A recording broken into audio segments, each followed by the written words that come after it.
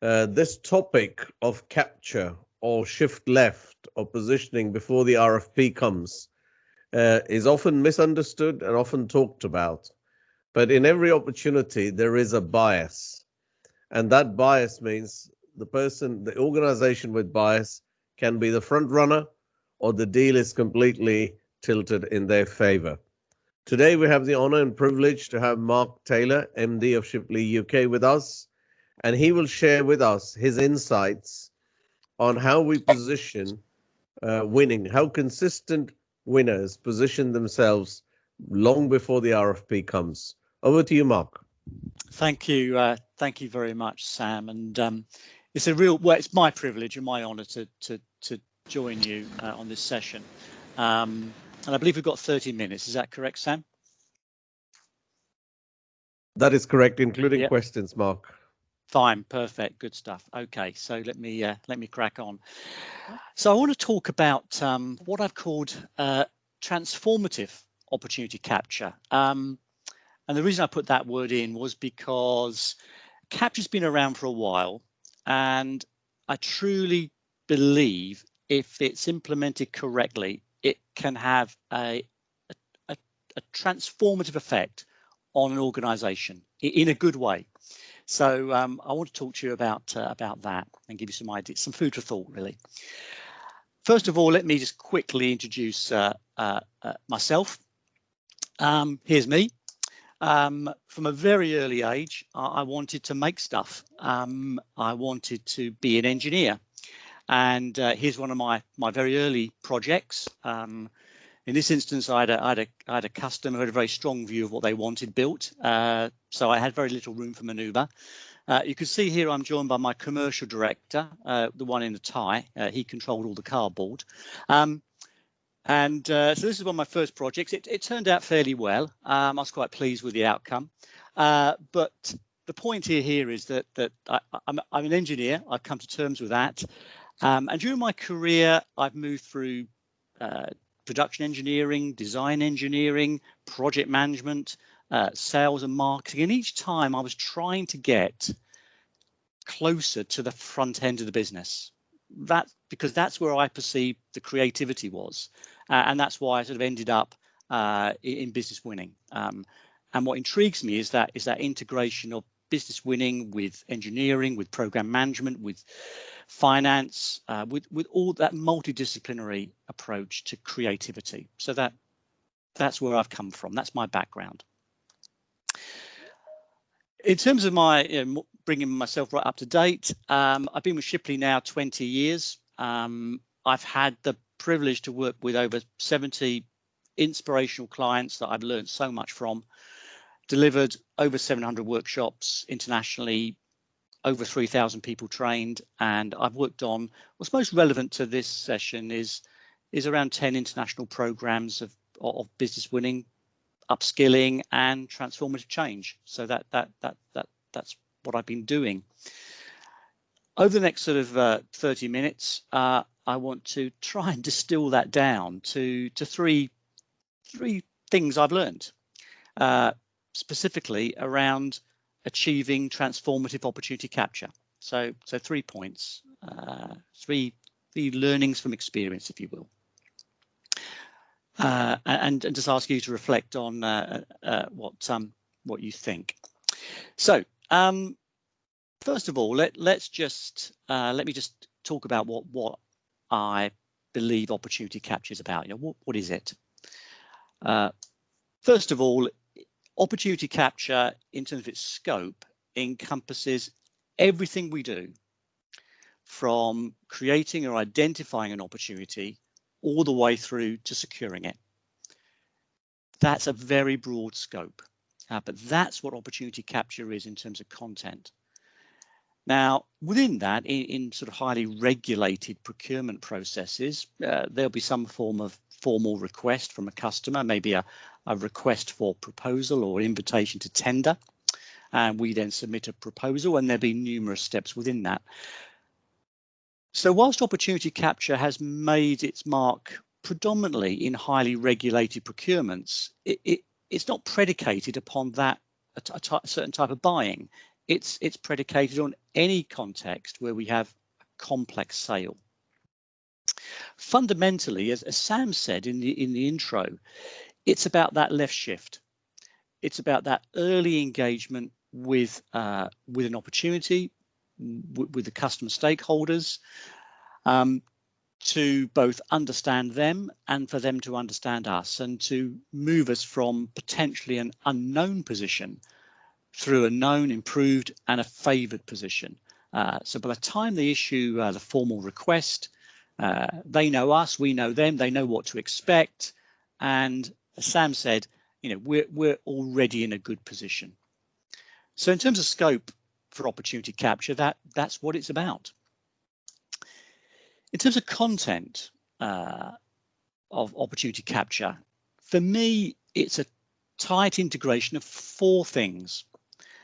And those 4 things are, number 1, customer understanding. Number 2, understanding our win strategy. How will we win? How will we beat the competition? How will we demonstrate that our solution is the best solution for the customer? Thirdly, solution development. Far too often, I sometimes witness bid and proposal teams who are still creating their solution at the same time as they're trying to write the proposal. Now, it's fine to be refining it, but to be inventing it so late in the game, it is very high risk. So I want to emphasize here that solution development is an intrinsic part of opportunity capture. And by solution, I mean the engineering solution, the programmatic solution, the IT solution, the HR solution, the commercial, the financial. I truly am thinking of a holistic solution in its entirety. And fourthly, response generation. Now, I've used the word response because in that word, I am capturing the proposal, but I'm also capturing white papers, presentations, quotes, offers, emails, anything that where we create a response to a customer, which is helping to improve our position and or helping us to understand them. And during a complex capture, there'll be many responses. People tend to focus on the final proposal, but by the time that's submitted, the customer has already formed some very strong, typically already formed some very strong opinions about us. And either we've influenced those opinions or someone else has. So that's why I use the term response generation, because we need to look at it in its entirety and treat all those types of response with equal seriousness and look at each one as an opportunity to influence and show the customer who we are. I would reiterate that solution development is critical to capture, and often I see solution teams, someone's working in a parallel path to what they perceive as a BD activity, and not truly as an integrated team. So that's about capture content. My sort of final point about the concept of capture is what I like to refer to as raising our opportunity horizon.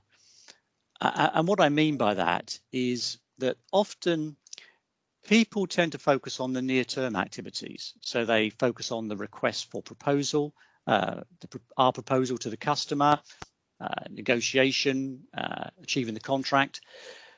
By raising our horizon, I mean looking beyond that and look into all the other activities that we need to do that lead up to that RFP, perhaps helping to shape it, to define it, certainly to understand it.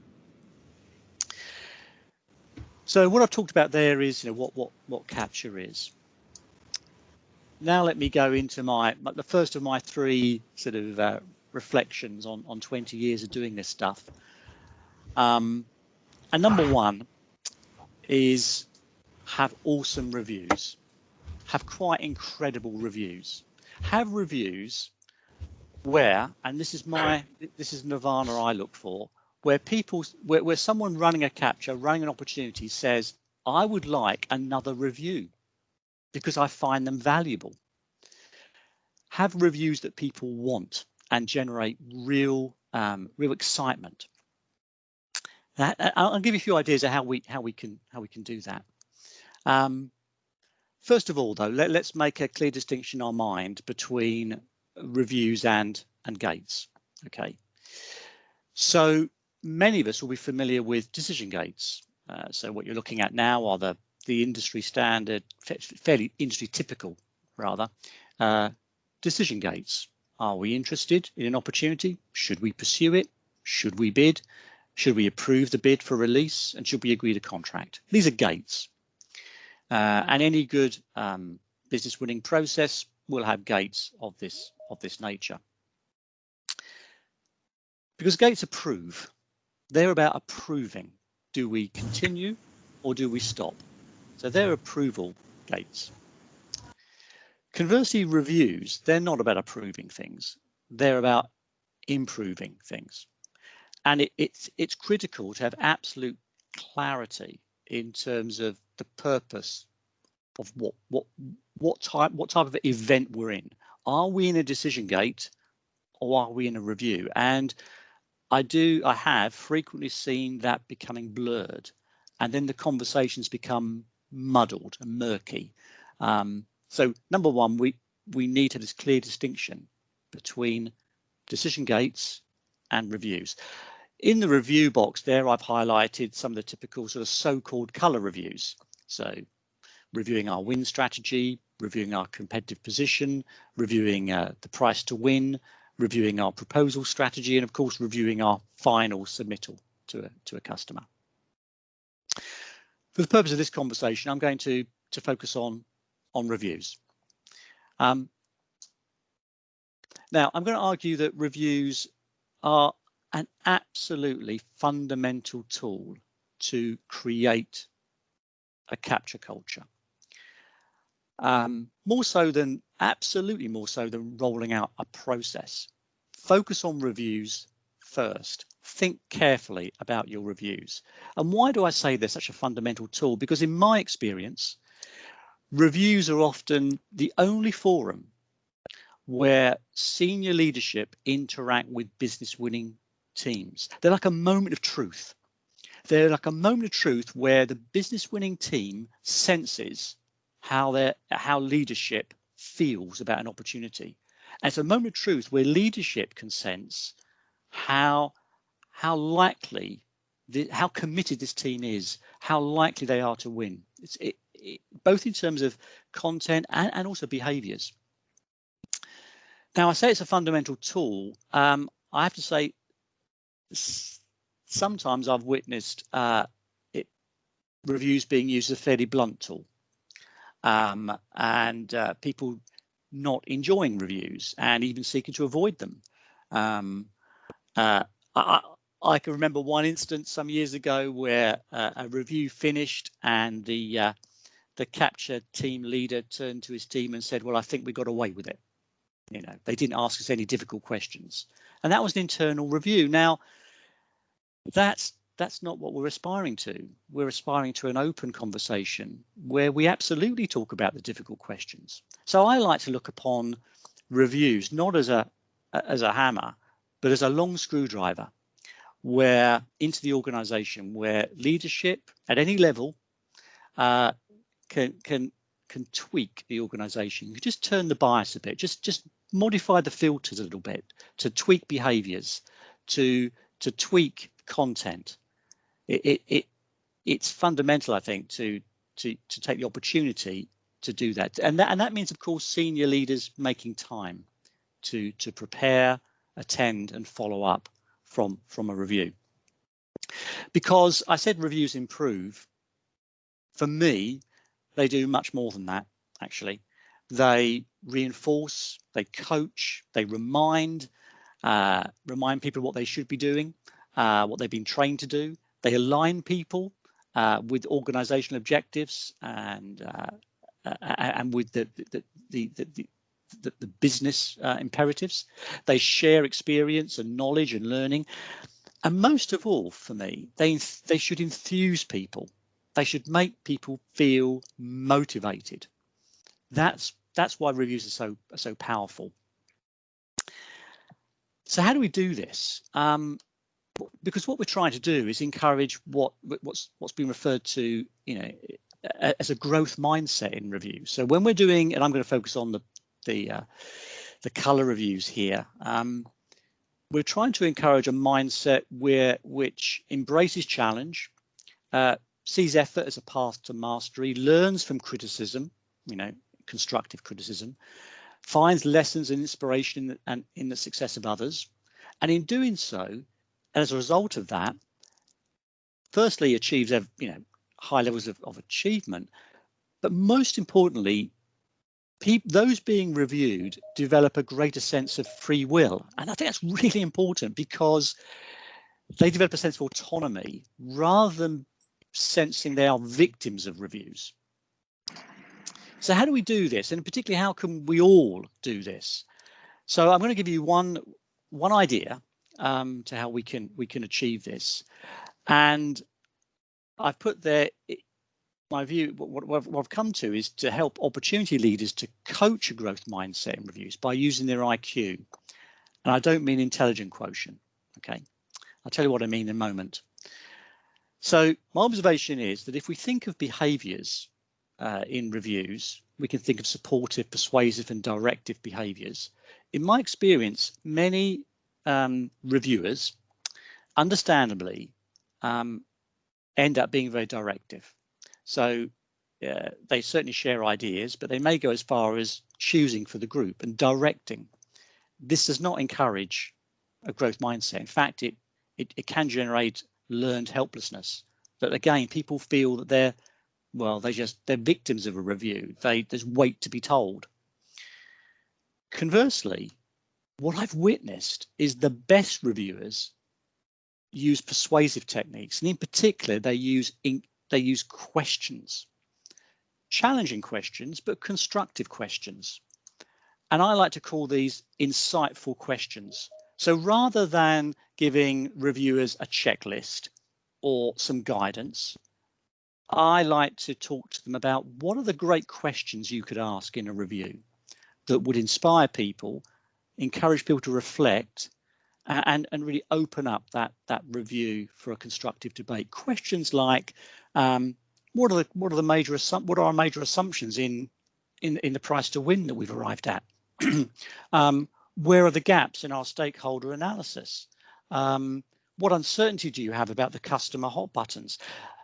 And notice there I was using some particular terms which sort of reinforces to people what they should be doing, and also encourage them to reflect.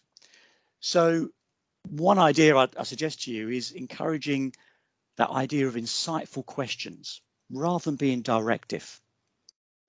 So there I've talked about people's behaviours, and I'd like to talk briefly about people's perspectives.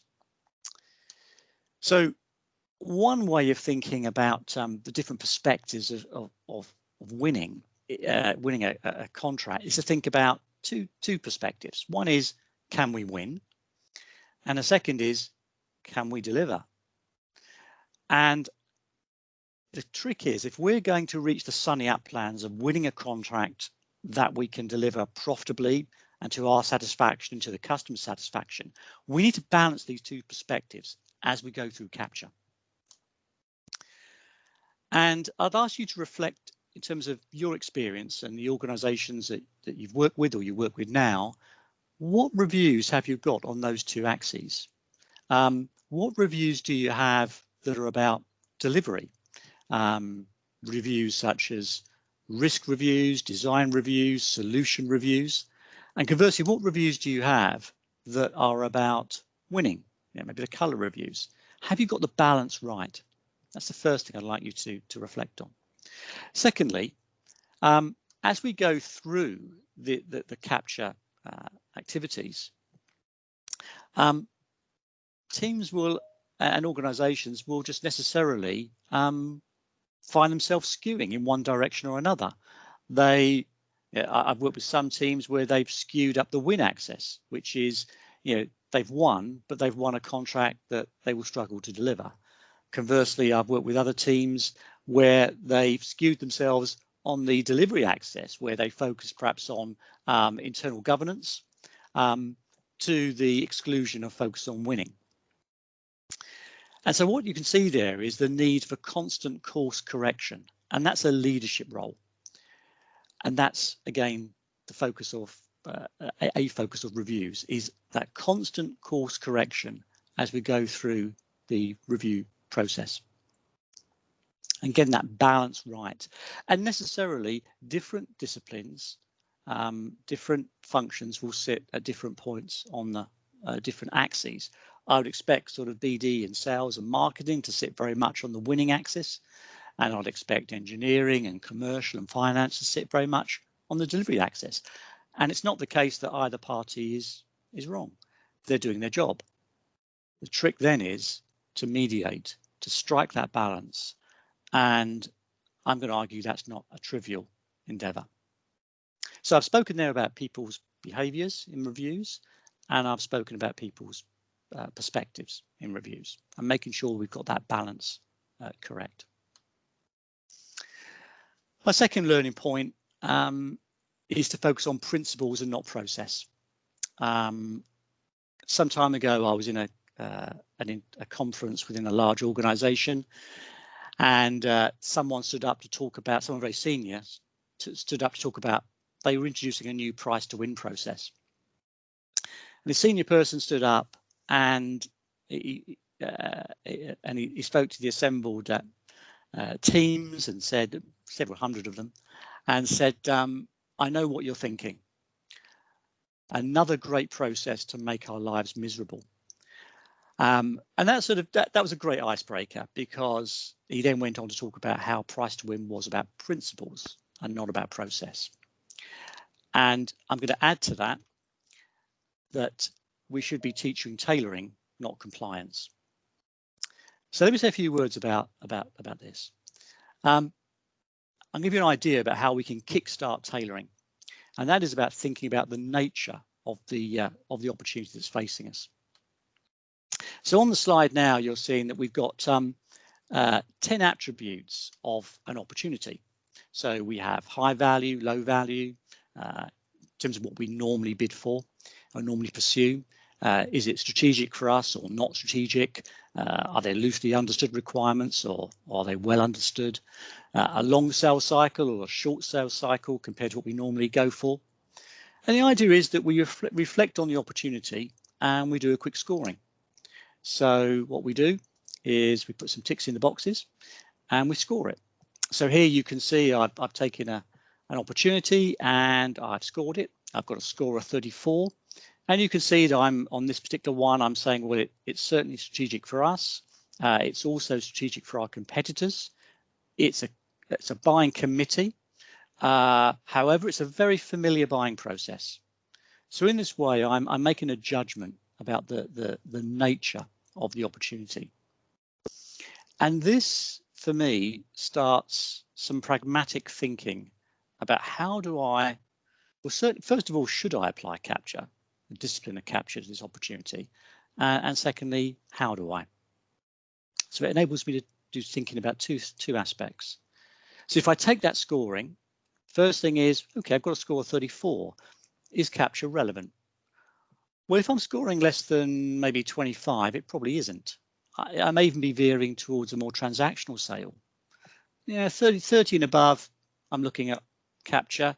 In the low numbers there, highly tailored. As we get to the 40s and the 45s, then it's full on capture. That's the first sort of observation I can make on my scoring. The second observation I can make is, okay, where should I focus my capture planning and my effort? So here my high scores are around strategic for us, strategic for our competitors, and buying committees. So then I can look at my process. I can look at my guidance. I can look at the toolkit I have around capture. I'm going to suggest that the Shipley Capture Guide is one place to start. Excuse me. And we can then, okay, given what's important on this capture, what techniques am I going to pull out from my toolkit and my process? How am I going to tailor it to best effect for the opportunity at hand? So in this particular instance, I will pull out, for example, do some work around competitive analysis, maybe create a bidder comparison matrix, maybe do some work around some black hat review, a competitive analysis review, stakeholder analysis. I'd want to be seeing and developing and reviewing my stakeholder contact plan, checking I've got coverage of all the stakeholders, understanding their backgrounds and what they might be looking for and their hot buttons. So what I'm arguing here is that by using this technique, we can encourage, and I've seen this happen, we can encourage teams to think before they start applying process. i.e., templates are useful, but they're no substitute for thinking. And we want people to use templates in having done the thinking first, so they're applying them pragmatically. The number of times I've seen people complete, let's say, a capture plan template, and they're just filling, it becomes a form filling exercise.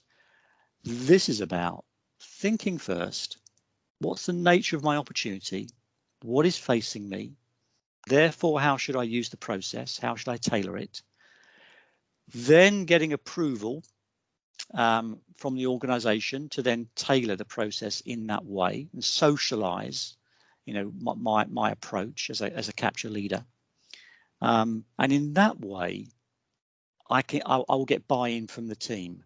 If I slavishly apply a process or a template, the danger is that people will start to question, is this adding value, or is it just simply a bureaucratic process? So I've used this table many times on real opportunities, and I've always found it generates a fantastic debate, not only in terms of what I've just said, but also it's quite intriguing when you get some differences of opinion within the team. When someone is saying, well, I think this is a 5 in terms of the sales cycle, and someone else is saying, well, I think it's a 2. That's a great debate to have. You're sort of mining for conflict within the team. And that's a good thing, because you want to get those issues out on the table. So I would really encourage you to think about how you could use that sort of table as part of a very early capture kickoff to think about what's facing you and how you then apply your effort in the best way. My third and final reflection is that treat capture as a change project. Not just a best practice process that gets rolled out. It's a change project. And why do I say that? Well, first of all, my reflection is that the capture cuts across functional and organizational boundaries. It must. If one is rolling out a capture process and it's not having a major impact on HR, legal, finance, commercial, then something's not working. We're not implementing capture. It absolutely cuts across functional and organizational boundaries. It involves all the disciplines that contribute to winning business, and that's pretty much all the disciplines. And linked to that, it means it's not easily owned by one function or one discipline. Whenever I've seen capture which has been where the process has been owned exclusively by BD, it's failed. It's failed. It's been perceived as yet another sales process. Who cares? Engineers will say, whatever. I don't care, nothing to do with me. Commercial just dismiss it as, well, flim flam, whatever. They don't care. Capture must not be perceived as that, otherwise it will fail to deliver on its promises. So where I've seen it succeed is where there's been a really strong coalition across the disciplines and people who, in a sense, don't perceive themselves to be part of sales suddenly see the importance of capture and want to be part of it. The other element, and this came to me just a couple of years ago, really, when I reflected on the organizations that have succeeded, it capture doesn't respect hierarchy or positional power. So organizations that are very functionally strong often struggle with capture, whereas organizations that are project-based find it more amenable, easier to do, because as a capture leader, whoever is the capture leader, he or she may have people reporting to them from other disciplines who are more senior than they are. Project-based organizations are typically more comfortable with that because they do it already than sort of functionally based organizations. So capture has some significant implications in terms of organizational change and behavior. So in summary, it's a change that happens, not a process that rolls out. Treat it as a change project. Just to give you one example of that, some time ago I worked with an international company who went through very much treated introducing capture as a change model. I recommended, and they used the Kotter change model. So here's the a real summary of what they did. You can see the 8 steps there of the Kotter model. You can see that, step 1, create urgency. They socialized that burning platform. They were losing market share. Their win rate was decreasing. Their capture ratio was decreasing. They appointed a change agent, a head of business winning. They formed a coalition, a steering group, executive sponsors, which was multidisciplinary across all the functions. They created a vision, clear principles rather than process, made a model of the 2B where they wanted to get to, and they sold that vision through a lot of internal communication and workshops. They used workshops to enthuse people, to motivate people, and to get people connected to what they were trying to do. They empowered them through a community of practice. They gave them a mandate to question, goes back to that growth mindset I mentioned. Quick wins, training, rapid rollout of training, an easy quick win, as long as it's good. They gave some templates, but of course people already had the vision. The vision came before the templates. They built on progress. In this particular instance, this division won a chairman's award for innovation, which was fantastic. They implemented internal coaches to keep people on track, and they institutionalized it by setting up winning business, what they called winning business knowledge centers, and that was a mix of sort of online resources and bricks and mortar, actual rooms that people could use and that were available for campaigns and bids. So they treated it very much as a change model, and it worked. It took 3 years, but the results were significant. So just to conclude, really, there's a famous quote from Peter Drucker who said that culture eats strategy for breakfast. Well, I'm going to sort of tweak his words a bit and beg his forgiveness. I'm going to say culture eats process for breakfast. If you've developed a great capture culture, the process, you can roll a process out and it will work. The culture has to come first. And I've talked about 3 things in terms of creating that culture. I've talked about have awesome reviews driven by IQ, focus on principles and teach tailoring, and treat capture as a change project. So I've been Mark Taylor, and I hope that has given you some food for thought. Thank you very much for your time and attention. Mark, thank you. That was a great insight you shared with us and all our guests, and we appreciate the guests coming. For some, it was a holiday in India, so we appreciate you coming. One question has come up, which is where there are legacy organizations, some organizations that may be around for a long time, maybe even 100 years old, how would this kind of forward horizon help them? That's a great question. Thanks, Sam. And typically, I do work with organizations which have legacy and great legacy. So how would the horizon help them? I think number one, it helps them by I mean, it's the truism in a sense, looking as to how things are changing, and how they. It's always a challenge, isn't it, when you have a very strong legacy, because in a sense you can be constrained by your past, and you have a duty to your current users, perhaps your current customers, to maintain that heritage. I think by raising one's horizon, you can start to look further afield and try and socialize internally how you need to change. An opportunity capture, I think, sometimes can be more constructive than having sort of generic conversations about how do we need to respond.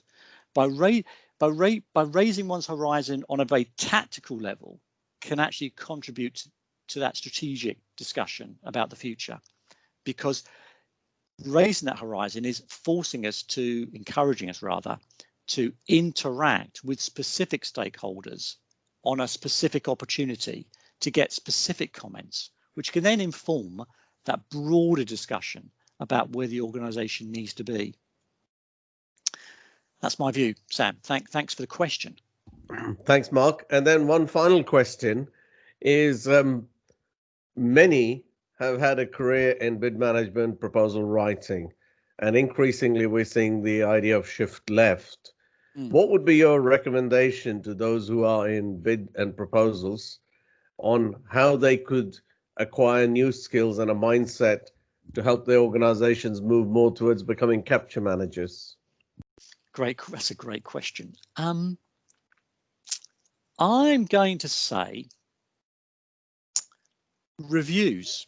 I'm going to say, look, and I'm saying this because I've seen it work really well, is where I remember a bid manager wanted to do exactly that. And she said to me, what do I need to do? And I said,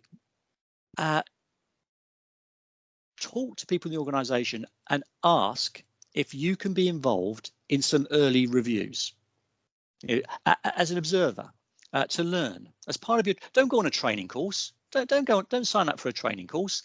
Get involved in reviews and say, I want to be an observer. I want to make notes. I want to learn. I want to hear what great reviews are really like. It's quite interesting because the organisation I'm thinking of at first point said, what early reviews?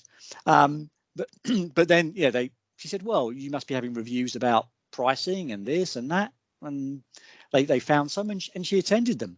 So I'm going to say the best way is get involved, volunteer to get involved in early reviews, and just expand and then demonstrate to people that you want to expand your scope.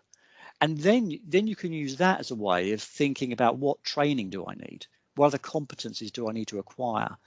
But it worked phenomenally well for the person I have in mind, because not only did they acquire new thinking and new competencies, but they also raised their profile within the organisation. So that would be my very tactical recommendation, Sam. Thanks, Mark. I had said last question, but Tim Collins has just raised one more, and we'll take this as the final question. When the company is busy bidding or chasing opportunities, how would you actually get them to pause and face up to the change needed as regards capture? Wow. Yeah, thanks, Tim. Really good question. It's really tough, isn't it? It's like the old thing about people are, I haven't got time to sharpen my saw because I'm too busy, cutting trees down. I think I'll say two things. Number one, I think it's about having a really robust debate about opportunity qualification and selection.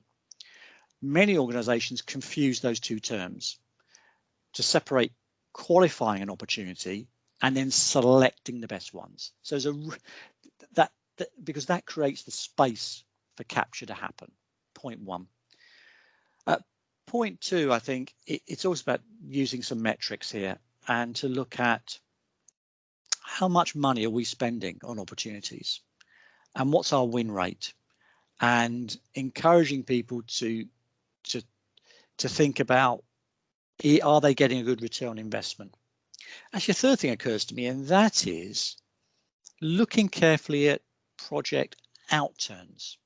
And that is one way of one really strong way of engaging maybe a broader community like finance and the operations and delivery people is look at the project outcomes and try and make it and see if there's a connection between those outturns and that capture process, because that way you can create a critical mass of people in the organization who are saying we need to change something. Because if you can say, look, we're struggling in delivery or in operations because we didn't get enough clarity in capture or in the early sales phases, that can encourage to develop that critical mass of people.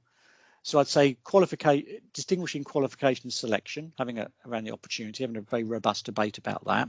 And secondly, looking at metrics, both the business winning metrics and the outturn metrics.